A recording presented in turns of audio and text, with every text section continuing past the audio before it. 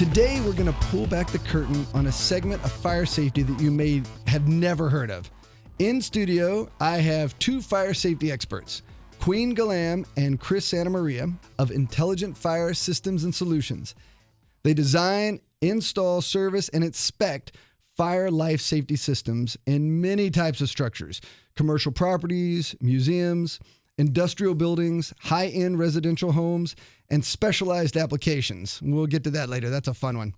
Their high-tech systems warn you about potential fire before smoke is even present. I don't know how they do that. With over 30 years of combined experience in fire safety, I would like to welcome to the show the owners of Intelligent Fire Systems and Solutions, Queen Galam and Chris Santamaria. Welcome to the show. Thanks, Todd. Thank you, Todd. All right, the first question I have to ask is, Queen, is that really your name? It's actually Queen Victoria. Queen Victoria. All right. So your parents had fun when they named you and introduced you all around. Did you have tiaras when you were a little girl? No. I actually never even used Queen until I was in my 20s, just for fear of being teased too much. There you go. But you're a grown woman now. You can take it. All right, perfect. Yes. All right, so this is what I want to know first. What exactly is an intelligent fire system? I mean, we all think of smoke detectors that we put in our home. You get them at Home Depot. You can usually get like a 4-pack for $40 or something like that. But what is an intelligent fire system? Well, an intelligent fire system is basically, we call it in the industry an addressable system, where we have different types of devices, smoke detectors, flame detectors, duct detectors, that all have a point identification.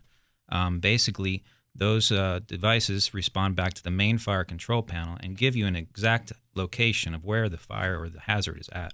Wow, that's cool. So you know, if you have a big building, you know exactly where the fire is occurring. That's correct. Oh. And how do they differ from a regular smoke detector? Well, a regular smoke detector basically is just a conventional type technology where it's gives you a an area basically. Maybe it's a zone, a floor, or it could be the general zone for the whole building, and you don't really know where that detector is alarming at. You just know that there's an alarm somewhere. Right. All right. So now that brings up a good point, because I mentioned there are two things that every homeowner should have. It could save their life. One of them, of course, is a smoke detector. It doesn't have to be a smart one. It should just be, you should definitely have it. Now, where should you have those in your house? Basically, they're required to be inside the sleeping areas and outside the sleeping areas.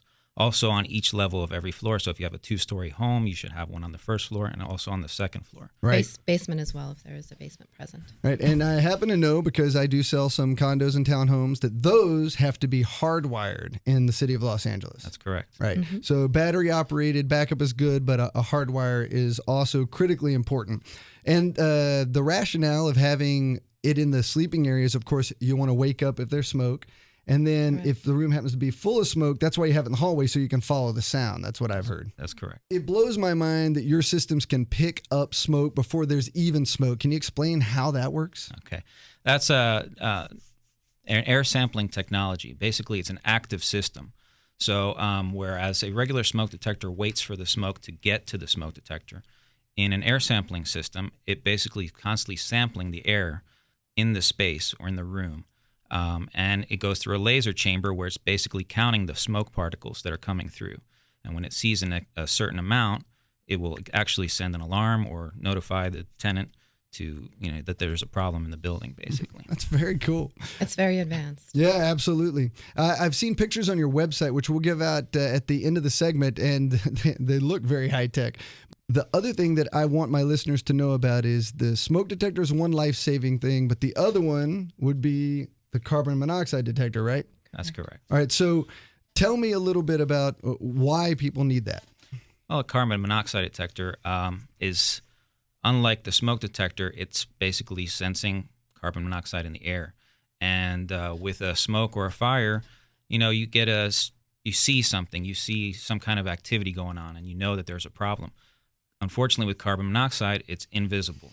Right. So you don't know it's there. You don't know you're breathing it in. The next thing you know, you're fainting, and you could, eventually just pass away. Yeah, you could die. And I looked at some of the statistics. It's not actually a whole lot of people that this happens to. There was a thing in the news recently, but it's so avoidable. So why? Correct. It's so cheap to buy one. You might as well just get one. And they have the kind that you can plug into an outlet, which brings me to an interesting point. I was at one of those fire, you know how the firehouses have breakfast, pancake breakfast to raise money. So I was there with my kids, and I cornered a fireman. I said, look, there's been debate going back and forth that a home inspector say one thing, I hear another. I can't even figure it out from reading the package. Where is the right place to put a carbon monoxide detector? And it was in terms of not like where in the house, but whether it should be by the ceiling or by the ground. So if you put it up high where you have your normal smoke detectors, by the time it gets there, he says, if you're lying in a bed, you might be Dead already. gone. Yeah, that would not be good. You don't want that to happen. All right, so that's the second safety item that you should definitely have in the house. Now, another one might be a fire extinguisher. Would you agree? Of course, we recommend having those at least 2 in any standard home. Now, what's the best place to have one? Definitely near the kitchen. Right. Secondly, some people like to have one in their bedroom just in case a fire should occur. And thirdly, in the garage. Now, is there a particular day of the year that most fires, residential fires, occur on? Thanksgiving. That is crazy. It makes sense though, right? So yeah, it does, but it's so sad. Here you are giving thanks, having a Thanksgiving dinner, and correct. And you have a fire, which is why you should have a fire extinguisher in the kitchen. Not under the stove, because that's what's going to be on fire. Just so I can interject, make sure that the extinguishers are fully charged at all times, because they do tend to leak after several years, and they need to be certified each year as well. You know, charging is actually a good thing to talk about when it comes to smoke detectors as well, because most people change the batteries when they hear it beep, that annoying beep that you can't make go away. But I had someone give me some great advice once, and she said, look, every time you change your clocks for daylight savings time, just change the batteries in. That's twice a year. Correct. You just take out the old one, put new ones in. That way you know you're covered, because you don't want the battery to be dead and it not work, right? Correct. All right, one other question I have for you is, are there any online resources that you would recommend to learn more about fire safety? Definitely, Todd. First and foremost being nfpa.org. That stands for the National Fire Protection Association. There is a plentiful amount of information for consumers to go get more information about home safety, and that would cover all categories of dangers in the home. Okay. Second to that, I would highly recommend through NFPA's website as well. There's a link to sparky.org, which is targeted towards children. There's a lot of fun interactive games and activities. There's apps for the phone, and it's a great teaching tool for children and how to encourage fire safety amongst them. All right, excellent. Chris and Queen, thank you so much for your insights on fire safety. If you're listening and you want to know more about intelligent fire systems and solutions, you can contact me and I'll make the introduction, or feel free to check out their website. What is your website? It's www.intelligentfire.com. All right, www.intelligentfire.com. Chris and Queen, thanks again. Thanks for coming on the show. Thanks, Thank Todd. you.